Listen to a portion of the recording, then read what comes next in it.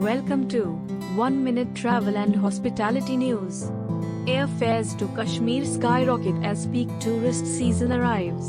US aiming to process 1 million visas to Indians by year-end.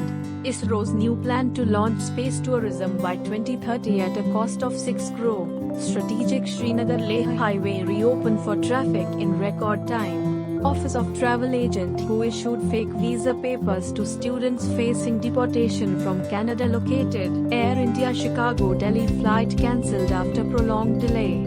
300 passengers left stranded for over 24 hours. Arrival of 2 international airlines to take overseas flight count to 152 a week from Kolkata.